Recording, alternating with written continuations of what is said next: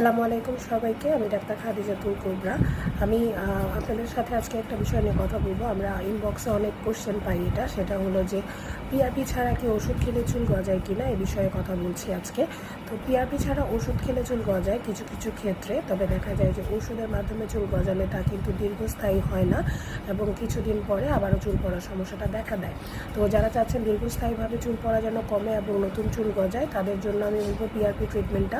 এছাড়া আমাদের growth factor treatment রয়েছে, এছাড়া আমাদের QR-67 এর ট্রিটমেন্ট রয়েছে।